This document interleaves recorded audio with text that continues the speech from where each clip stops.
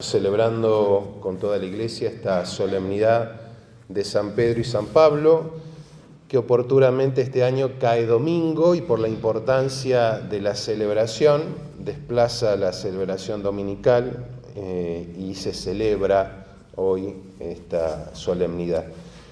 Los textos de la lectura, la primera lectura nos habla de San Pedro, de este gran milagro por el cual Dios libra a San Pedro de las cadenas, y la segunda lectura nos habla de San Pablo, que de alguna manera da su testimonio, ha corrido la carrera, ha vivido lo que Dios le ha pedido y transmite eso a sus fieles. Y el texto del Evangelio nos presenta esta profesión de fe de Pedro, esta pregunta que Jesús le hace a los apóstoles: ¿quién dice la gente que soy yo?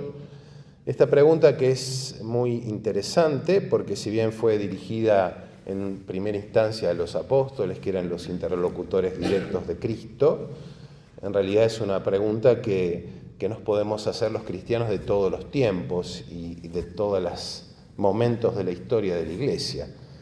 Porque en el fondo Jesús le pregunta a ellos para saber lo que ellos piensan. ¿Quién dicen la gente que soy? Y escuchamos que los apóstoles empiezan a decir, unos que un profeta, que Elías, que alguien que veía venir. Esta pregunta que es respondida con la ambigüedad de las opiniones tan variadas como tiene el universo mundo.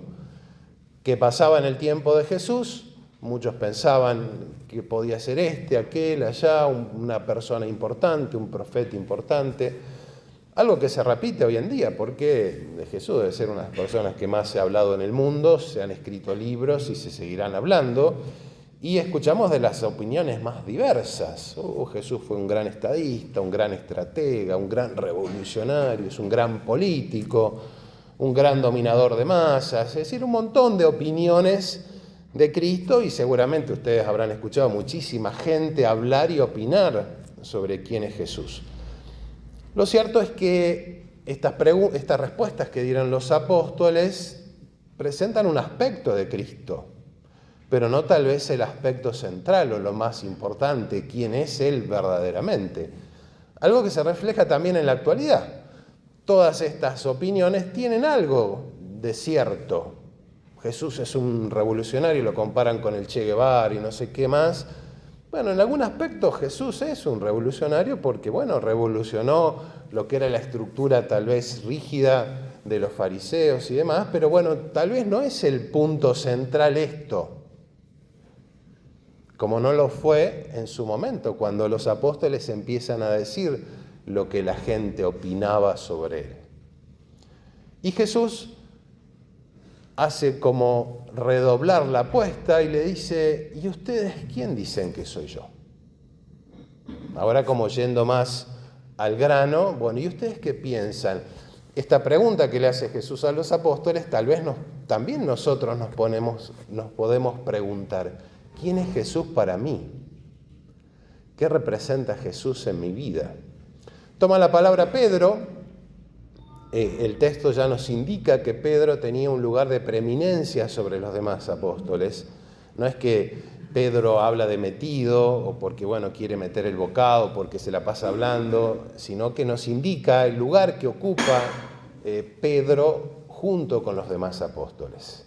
Entonces toma la palabra él y da la definición de lo que es Cristo, esa definición tan acertada como justa y verdadera. Tú eres el Mesías, el Hijo del Dios vivo. En esta definición está contenido todo lo que es Cristo, todo lo que es Él verdaderamente. El Mesías es el Salvador, el Redentor, aquel que era anunciado por todos los profetas del Antiguo Testamento, este Salvador que Dios había prometido a Adán y Eva en el paraíso, que iba a enviar un Salvador, y que a lo largo de todo el Antiguo Testamento esta gran tensión en la búsqueda y en la espera de ese Salvador anunciado. Cuando le dice, tú eres el Mesías, se refiere a Él.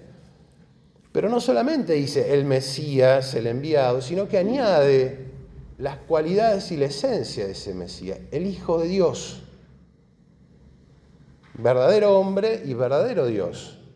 Es decir, Jesús concentra en su persona todo el poder del Salvador por ser precisamente Dios. Y de hecho, Jesús alaba lo que Pedro dice. Feliz de ti, Pedro, porque esto no te lo reveló ni la carne ni la sangre. Esto no es fruto de la inteligencia humana, de la lógica, del pensamiento. Es decir, nosotros no podemos llegar a comprender y a entender esto. Humanamente no se puede decir. Nosotros podemos, como lo hemos dicho, como lo dice Santo Tomás y Aristóteles, a través de la creación y de todo lo que contemplamos, llegar al conocimiento de un ser trascendente, un hacedor de todas las cosas. Eso puede nuestra inteligencia. Podemos hacerlo. Pero de un Dios salvador y de las condiciones de ese Dios salvador, no. Por eso Jesús le dice, esto no te lo reveló ni la carne ni la sangre, sino mi Padre que está en el cielo. Es decir, la fe en el Salvador, la fe en Cristo, es un don sobrenatural, infuso. La repetición de actos produce hábitos. Hábitos que son disposiciones para realizar pronta, fácil y deleitablemente algo. Entonces me pongo, quiero aprender a andar en bicicleta, y empiezo y me caigo primero y sigo hasta que en un momento aprendo. Esa repetición de actos realiza en mí que adquiere un hábito y entonces llega un punto en el que me subo a la bicicleta y ando en bicicleta. Aprendí, adquirí el hábito con mi esfuerzo, con repetición de actos. La fe es un hábito, pero no es un hábito que nosotros podamos adquirir con nuestras fuerzas, sino que es infundido por Dios. Dios nos da ese hábito. Y como Dios nos da ese hábito, no hay manera en que nosotros por nuestras fuerzas podamos hacerlo. Simplemente se lo tenemos que pedir. Señor, dame la fe. Como los apóstoles decían, Señor, aumentanos la fe. Y hacer actos que nos hagan merecedores de ese don y de ese hábito sobrenatural. Cuando Jesús le dice a Pedro, esto te lo ha revelado mi Padre que está en el cielo, le está diciendo, y le está diciendo a los otros apóstoles, que Pedro tiene una gracia especial por la cual él conoce que la persona que tiene ante él no es una persona cualquiera, no es un hombre más, sino que es el Mesías, el Hijo del Dios vivo. Unida a esta profesión de fe de Pedro, hay algo que está estrechamente ligado, entrelazado a su persona, que es el primado, que es lo que sigue después. Y yo te digo que tú eres Pedro, y sobre esta piedra edificaré mi iglesia. Este primado de Pedro, que no es solamente que él empieza a hablar primero, sino que Dios ha querido y Dios lo ha elegido para que tenga la misión tan importante de que repose sobre él nada más y nada menos que la iglesia. Y acá nosotros nos podríamos plantear un montón de cosas y preguntarnos por qué Dios quiso elegir un ser humano para que tuviera esta misión tan importante, tan significativa de llevar sobre sí el peso de toda una iglesia llena de miserias, llena de pecados, pero Jesús podría haberse quedado él, si él es el que vence la muerte, si es la vida. Podría haberse quedado y decir, bueno, yo voy a seguir viviendo, no me voy a morir más y voy a estar siempre. Pero no, él se fue y de hecho hace no mucho celebrábamos la ascensión de Jesús a los cielos, después que le envía el Espíritu Santo. Jesús vino en un momento de la historia y le encarga a Pedro, como le encarga a los apóstoles, y como nos encarga a cada uno de nosotros, de vivir lo que Él nos ha transmitido. Esta es nuestra misión.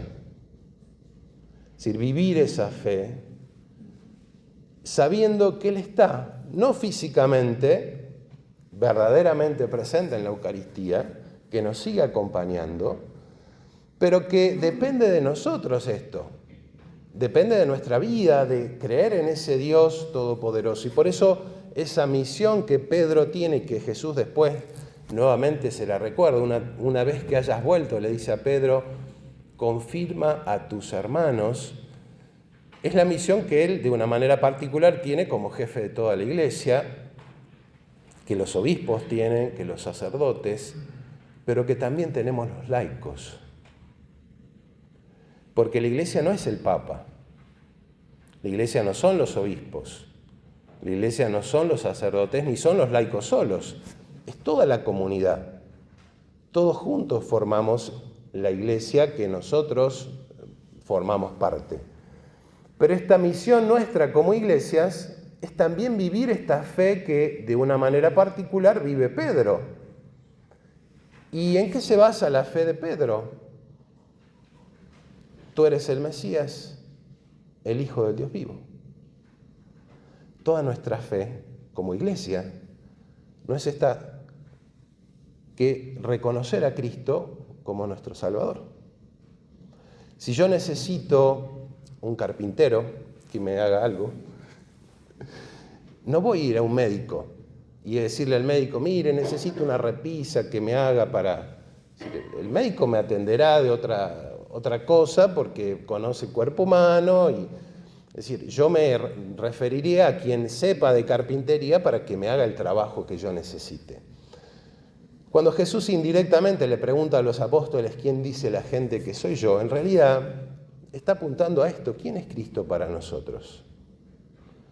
Porque si yo veo a Cristo como un gran político, y buscaré respuestas políticas en Jesús. Porque es eso. Si para mí Cristo es un gran estadista, y bueno, buscaré cuestiones estadísticas en él. Si Cristo para mí es mi Salvador, mi Mesías, mi Redentor, el Hijo de Dios vivo, buscaré en él aquel único que me puede dar la salvación, aquel único que puede hacerme verdaderamente feliz, que es lo que todos nosotros añoramos, ser felices. San Agustín, ¿vieron cuando sintetiza su vida en esa famosísima frase tan elocuente, tarde te amé, hermosura tan bella y tan antigua, te buscaban las criaturas y tú estabas dentro de mí? Sintetiza precisamente esto. Nuestra alma, nuestro ser, tiene sed de infinito. Añoramos lo infinito y lo deseamos para siempre. Y todo lo que el mundo nos puede dar son bienes efímeros, limitados, que nunca van a poderle dar a nuestro corazón esa felicidad para siempre. Todo lo que uno pueda encontrar aquí es así, es limitado, es finito, se acaba. Pero uno quiere ser feliz siempre. Es decir, cuando uno elige la felicidad, le gustaría que eso dure para siempre, como algo rico. Oh, ¿cómo me gustaría seguir? Y bueno, y no, se termina. Y así con todo lo que el mundo nos puede ofrecer. Y por eso Jesús nos enseña que Él es el camino que nos lleva a esa felicidad. La misión de Pedro, como la misión de los obispos y de los sacerdotes, es señalar a Cristo como ese Mesías. Confirmar en Él la fe de todo el pueblo para que reconozca a ese Salvador esperado. Algo significativo es que lo que les decía recién, les comentaba, que a pesar de las miserias de Pedro, Jesús lo confirma en el cargo. Jesús sabía que los apóstoles iban a claudicar en el momento de la cruz, heriré al pastor y se dispersará el rebaño, y de hecho pasa así. Jesús sabía que Pedro le iba a negar, se lo dice, me vas a negar. Y sin embargo, confía a su iglesia, ese precioso tesoro que forma parte del cuerpo místico de Cristo, a una persona limitada, pecadora. El resto de los apóstoles conocía esto. El resto de los apóstoles estuvieron en la última cena. Y escucharon cuando Jesús le dijo a Pedro, ¿me vas a negar? Y escucharon a Pedro decir, no, Señor, yo daré mi vida por ti. Lo escucharon. Y después supieron que Pedro lo había negado. Lo supieron por Juan, porque estaba en el Evangelio, y seguramente porque Pedro después arrepentido les habrá contado. Pero sin embargo, ninguno de los apóstoles condenó a Pedro en esta situación. Primero porque todos estaban en la misma situación, salvo Juan, el resto también huyó. Pero en esto hay algo que nos habla perfectamente de lo que es la iglesia. Este cuerpo místico, esta comunidad, que nos hace comprender que es humana porque está formada por nosotros y es divina porque es Dios el que la sostiene, si no hace miles de años que la iglesia hubiera desaparecido. Pero por ser humana es pecadora. Y todos somos pecadores. Así nace la iglesia, en medio del pecado y de la miseria. Pero ninguno de los otros apóstoles se pone a señalar a Pedro. No, pero vos nos vas a guiar, vos que lo negaste, vos que claudicaste, no. Y nos enseña mucho a nosotros en nuestra vida personal, en primer lugar, para reconocer que también nosotros somos pecadores, que también nosotros tenemos miserias, y que si Jesús no vino a condenar a nadie, yo no soy quien, tampoco para condenar a que el otro sea culpable. No soy quien. Pero además de eso, en lo personal, de sabernos siempre amados por Dios, el tener esa mirada misericordiosa para con los otros, para con mis hermanos. Esta iglesia que nacía, iglesia que fue guiada evidentemente por el Espíritu Santo, así nos lo dicen los textos de los Hechos de los Apóstoles, es la misma iglesia de la cual hoy nosotros formamos parte. Esta iglesia que tiene a Jesús como centro y que nos invita a mirarlo a Él, a poner nuestra fe en Él, no en los hombres. Los hombres vamos y venimos. Cuando asumió el Papa León, una de las primeras reuniones que tuvo fue con la Curia Romana. La Curia Romana es el grupo de personas que sostiene el Estado del Vaticano, básicamente. Obispos, cardenales, laicos, los que limpian, los soldados. Bueno, tuve una reunión con ellos y me llamó la atención que en un momento les agradece por todo lo que hacen y le dice, los papas, dice, vamos y venimos. Hoy estamos y mañana estamos, como los obispos, como los párrocos, ustedes son los que siguen. No solamente refiriéndose a la Curia Romana, sino a la iglesia. Porque la iglesia es la que sigue. Es decir, en su momento estuvo Pedro, pero la iglesia continuó, la comunidad continuó. Porque en realidad el único que guía a la iglesia no es una persona puntual, es Cristo. Él es la cabeza. Y a Él nosotros seguimos. Y en Él nosotros ponemos toda nuestra vida y todas nuestras esperanzas. En este día recemos especialmente por el Santo Padre, por esta misión tan grande que tiene, para que Dios lo siga iluminando, lo siga sosteniendo. Nuestras oraciones también lo iluminen. Y también por los obispos, por los sacerdotes que tenemos esta misión tan importante de llevar a los fieles, a las ovejas, hacia ese redil que Dios nos ha preparado. Que María, nuestra Madre, nos conceda a todos esta gracia. Ave María Purísima.